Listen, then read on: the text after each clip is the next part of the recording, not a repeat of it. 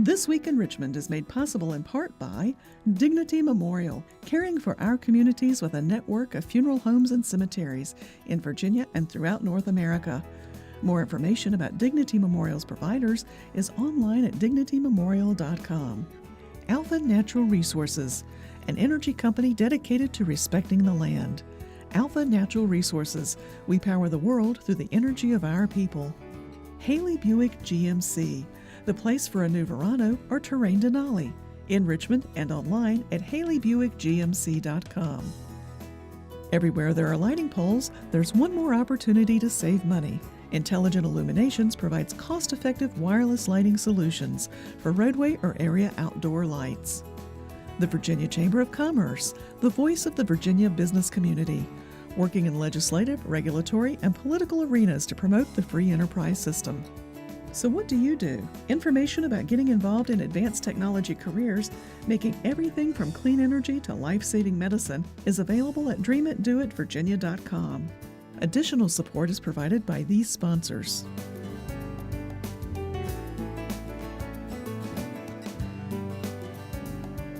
And by the members of Virginia's public television stations. Thank you.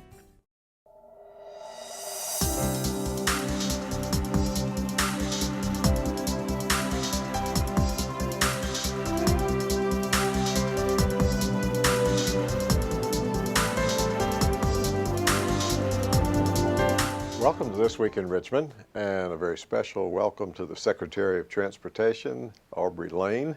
Good morning. Very much appreciate your being on This Week in Richmond to help the viewers, not just down in Hampton Roads where they know you from your living there, but viewers across the Commonwealth to better understand what all takes place within that Secretariat of Transportation. So, as you've been on the job, gosh, it's approaching 5 or 6 months. Almost 5 months. Yes. 5 months. Let me start off by saying, what do you find consuming most of your time? I know you have quite a list of agencies and boards and authorities that are there, but what's sort of at the top of your agenda right now? Well, you know, it is interesting to start a new job in the middle of a General Assembly session and also understanding the different agencies that report to you. And Secretary of Transportation, there's actually 7 and a budget of over $5 billion. So initially was spent time just understanding the people in charge and what the agencies were doing. And of course, most of mine are operating entities. In other words, ports are open, cars are driving, people are getting driver's licenses. So they're very important to the Commonwealth. Even have one that sends space flights up into the space station. So initially was just getting to understand the flow of those agencies in that. But of course, what I spend most of my time on is implementing Governor McAuliffe's vision for transportation in the Commonwealth. I really never worked for another governor, but certainly am very used to the way Governor McAuliffe governs. I have a business background. He does. He sort of functions as the CEO, saying, here's my vision, execute it, don't get ahead of me, keep me informed, let me know when you need stuff. So been concentrating on that quite a bit. And as I said, it's been great working for Governor McAuliffe and the way he's approached it. Well, now you were named by another governor to be on the Commonwealth Transportation Board. So tell our viewers some about that, because you have experience on one of those boards that falls within your secretariat. I do. It was a late term appointment to the Commonwealth Transportation Board in 2009 by Governor Kane, and then was reappointed to the board by Governor McDonald, and then also appointed to the Chesapeake Bay Bridge Tunnel Commission by Governor McDonald. So been working in transportation in the Commonwealth for over 5 years before Governor McAuliffe approached me about being Secretary of Transportation. And that was a great benefit, because at least when I got in office, I was familiar with the agencies and certainly the acronyms. Anybody that's followed government, but particularly transportation, there's an acronym for everything. So understanding those terminology and what the agencies did, how the money sort of flowed, was a great benefit. So very appreciative to both governors, Kane and McDonald, for appointing me to that board, and certainly for Governor McAuliffe to ask me to be Secretary of Transportation. You know, of all those acronyms, there's bound to be one that everyone in Virginia would recognize, and that's DMV. That's correct. And that's one of the big ones that certainly that falls within your secretariat. It is, and DMV has changed greatly over the years. It's really actually the face of Virginia to many of the public, because not only are you able now to get your driver's license and all your things that are needed to drive in the Commonwealth, but most recently the governor announced you can get your birth certificates there now. Pretty soon you'll be able to obtain other pertinent information. So DMV, while it still serves the driving public and the commercial public in terms of all the licensing that goes on, it also now is becoming this face of Virginia for voter registration, for personal documents. So it's a great agency to be involved with. Certainly Rick Holcomb has done a good job over the years. Working with Governor McAuliffe, we decided that Rick was the right person to stay in that position. In fact, he's helping now over at the ABC board in the interim, helping them sort of get, I guess, better organized for today's what the governor sees at the ABC board. But Rick made it clear he wanted to come back to DMV, and we're lucky to have him in that regard. And speaking of being the face of Virginia, I mean, probably within a short drive, not too long a drive, whether you're in the rural areas, there's one of those Division of Motor Vehicle offices that's right there. It is. There are over 70 in the Commonwealth. Again, the whole idea is to make it very easy for our citizens to be able to access their public information. In fact, I have a neighbor who is from Georgia, and she was just elated to find out that all the things she could do at the DMV here, which she couldn't get done in Georgia. That's not to be critical of them, but it's to say how far Virginia has gone in trying to make access. You know, used to be people had a negative connotation about DMV. But I would dare say now most people find that there's been a great deal of work into the organization and the usefulness, again, of getting some of these documents is greatly appreciated. So that's one agency that I oversee, and it's, I think, the second largest behind VDOT. Okay, well, tell them a little bit about VDOT, because that's probably another one that they know, that each state having a Department of Transportation, a DOT, and ours being a VDOT. It is. The Virginia Department of Transportation has a little over 7,000 employees, an annual budget of about $4.5 billion. So it's the largest in terms of budget and employees. But it's what really VDOT has become is a management agent. We manage our highways and some of our transit across the state. You know, by law, most construction now is put out to third parties. But VDOT is still responsible for making sure that construction gets done and maintaining the highways. That fits well with my business background. That's what I was in before. With our Commissioner of Highways, Charlie Kilpatrick, been working a lot with him on getting that skill set, that understanding that while we don't maybe build everything anymore, we're still responsible and it should be held accountable. Over the last year and a half, with the addition of the new revenues coming in from House Bill 2313, many of our legislators that courageous vote to fund additional revenues for transportation. VDOT has put on the street over $2.5 billion of work related to maintenance, and additional there's work related to construction. So it's a very, very important agency, one that needs to be run efficiently and comfortable working with Commissioner Kilpatrick and others, that we can give the vision that Governor McAuliffe sees for the Commonwealth. As you talk about your business background, I think our viewers would be interested to know that when you graduated from University of Richmond, you moved into being a CPA, and that certainly, when we talk about CPAs in the legislature, we look around and say, well, let's see, there's Senator Stosh, and we try to find who else.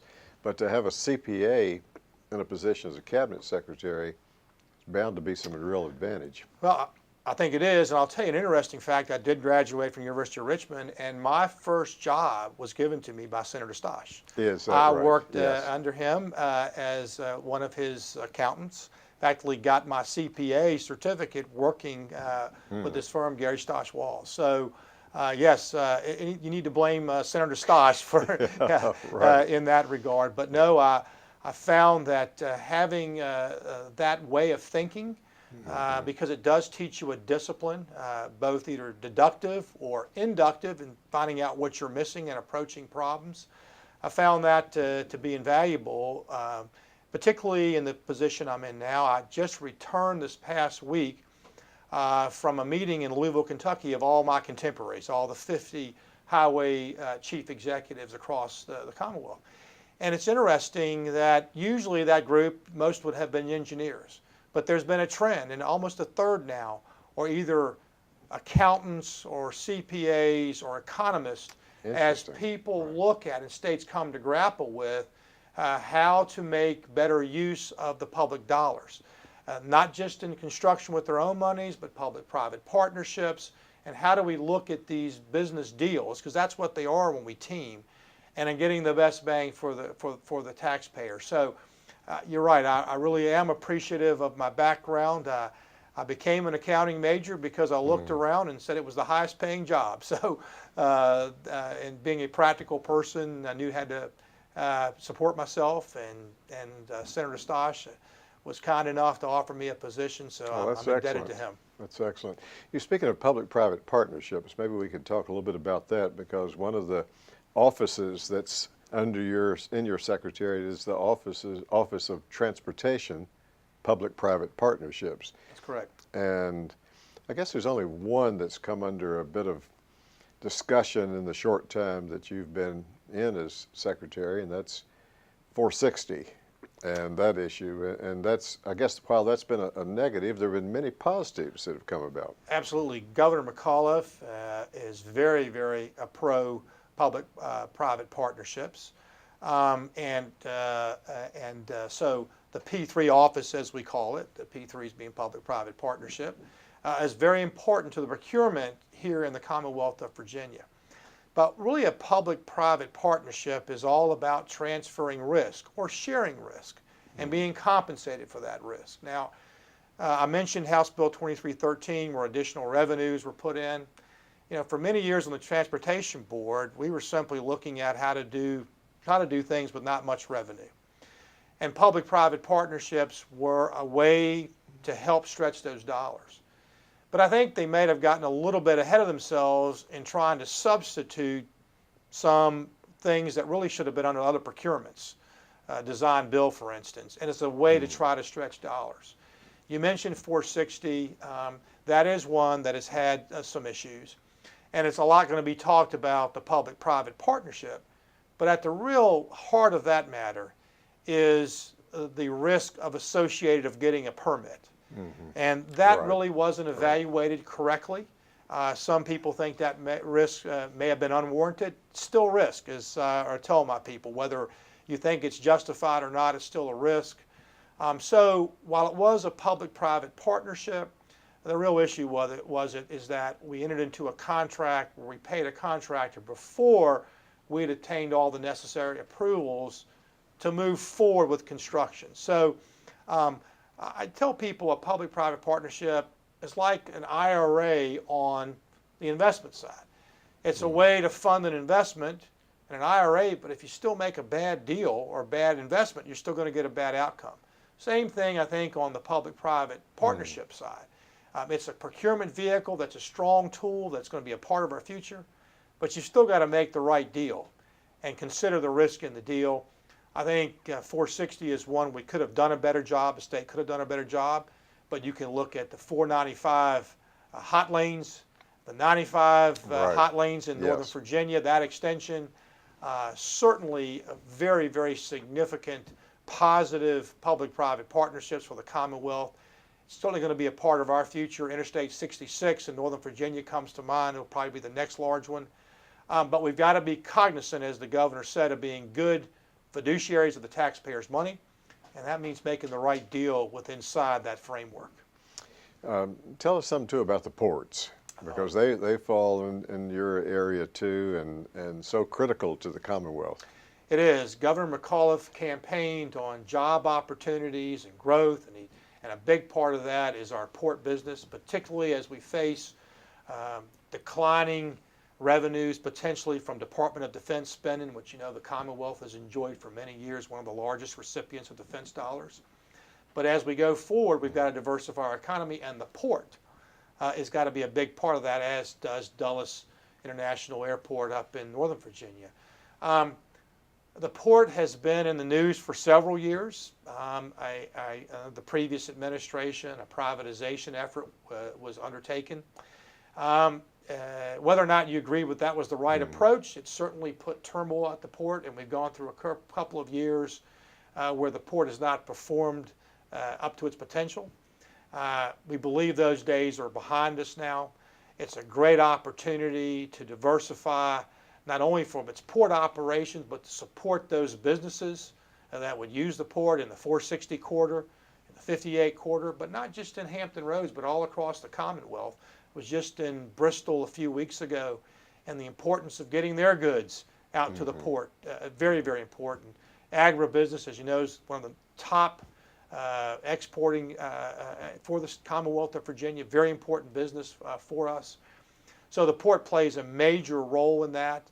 Governor has put in his team, not only in management with the Executive Director John Reinhart, which is a great addition to the port, great experience, but also new board members.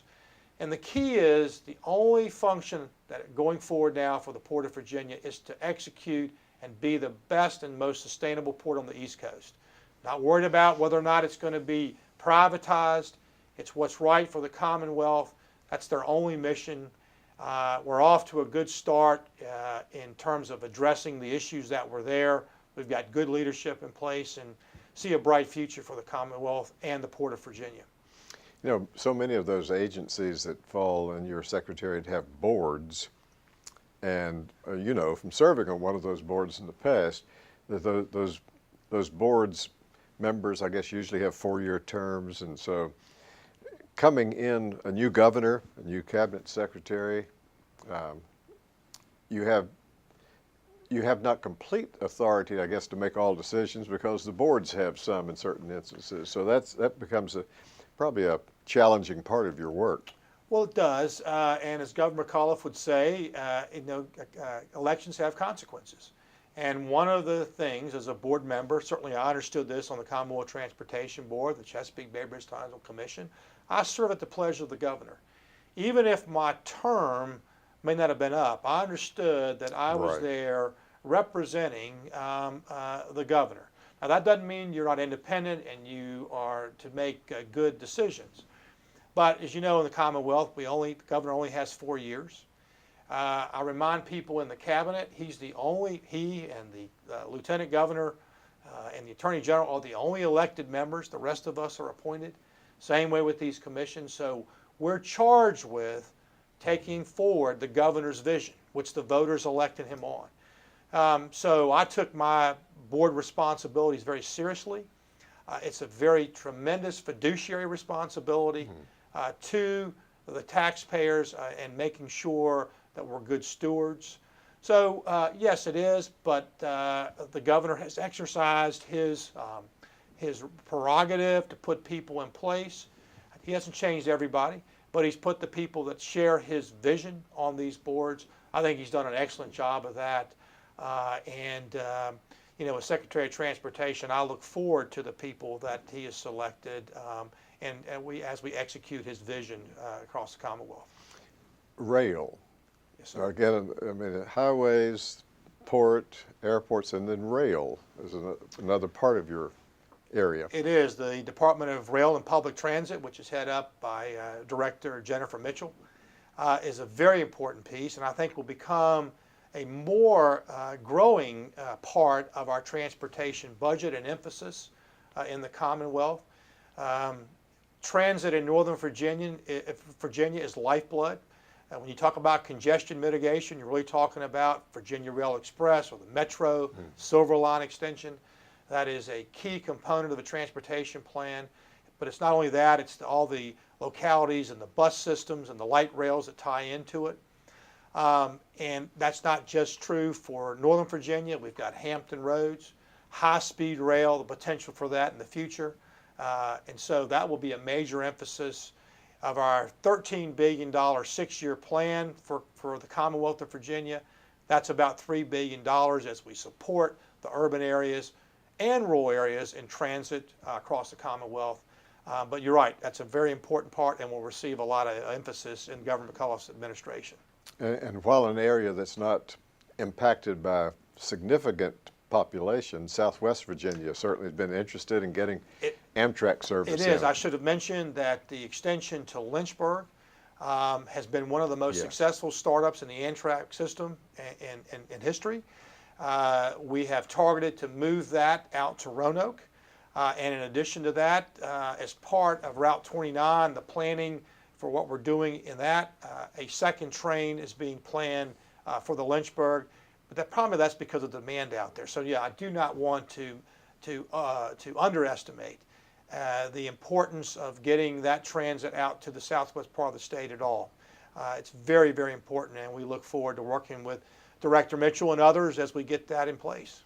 You made some passing reference, but let's go back a little bit to the Commercial Flight Authority, because that's a space flight, I should say. That's another interesting part of your secretariat. Yeah, the Mid-Atlantic Region Spaceport Authority here in Virginia. We are one of the few states that have space flight. Ours is unmanned now, but we have, with Orbital, our major customer, has a contract to replenish the space station. We send up between 3 and 4 rockets a year in that regard. So Dale Nash is the executive director there. He's done a great job of getting that program literally off the ground and flying. Could be an important economic development opportunity for our people that live on the Eastern Shore and elsewhere across the Commonwealth. So we're targeted on helping that. But you know, it makes sense. Virginia, and I don't know all the technical terms, but is in the right vector for getting to the space station. In actuality, a rocket out of Wallops Island only takes about 10 minutes to actually get there. Now it'll rotate around the Earth a couple times to make sure the docking. But we're in a great position for that. Who knows what the future will hold? But that's one of the things that both from a economic development and a great opportunity for the bringing Virginia into the spotlight in the space, and that's got to be an important industry for the future. 10 minutes, only 10 minutes actually to reach it and then orbit around to. Yes, in that. But that's because, that's again, phenomenal. It is phenomenal how we are set up in the Mid-Atlantic region to be able to get there. So it really is interesting to think that you know, we've gone from the Wright brothers to flight to space exploration really in many of our lifetimes. And expect that to continue that type of trajectory into the future. I think more and more our viewers are hearing about the Sorensen Institute, and I'm a graduate of that. And I observed that you are a graduate of their special, I guess, their 10-month program. It is. I was in the Political Leaders Program, but that institute, the Sorensen Institute, with its emphasis on trying to reach bipartisan answers. Trying to bring together people. And you know, quite frankly, it's not just political parties. As we travel around the state, the southwest part of the state has significantly different needs than Northern Virginia and Hampton Roads. But we're all Virginians. And that's the way I've tried to approach this. Governor McAuliffe has stressed this. Whether you're Democrat, Republican, urban or rural, how do we come together to find ways to bring Virginians and get solutions? I was in Congress a couple of weeks ago testifying about the insolvency of the Highway Trust Fund at the federal level. That's a very, very large contributor. Over 50% of our monies for transportation come. I think people are, from the federal fund, I think people are tired of government not coming up with solutions. And not at the federal level, but here also in the Commonwealth of Virginia. Government is about compromise. It doesn't mean compromising your principles, but it means about reaching common ground. as to how we can move our Commonwealth forward. And I understand political parties, but I would think that if we put what's best for Virginians first, I think that we would all benefit from that. I just finished reading Governor McAuliffe's book called What a Party. And it talks about these divisions and how the need. So very, very proud that I'm a Sorensen graduate. It's a great way to end the program. Great way to end it. Thank you, Secretary Lane, and we'll look forward to having another conversation with you. David, thank you very much. Enjoyed being here. Thank you. This Week in Richmond is made possible in part by Dignity Memorial, caring for our communities with a network of funeral homes and cemeteries in Virginia and throughout North America. More information about Dignity Memorial's providers is online at dignitymemorial.com. Alpha Natural Resources, an energy company dedicated to respecting the land. Alpha Natural Resources, we power the world through the energy of our people. Haley Buick GMC, the place for a new Verano or Terrain Denali, in Richmond and online at haleybuickgmc.com. Everywhere there are lighting poles, there's one more opportunity to save money. Intelligent Illuminations provides cost-effective wireless lighting solutions for roadway or area outdoor lights. The Virginia Chamber of Commerce, the voice of the Virginia business community, working in legislative, regulatory, and political arenas to promote the free enterprise system. So what do you do? Information about getting involved in advanced technology careers, making everything from clean energy to life-saving medicine, is available at dreamitdoitvirginia.com. Additional support is provided by these sponsors.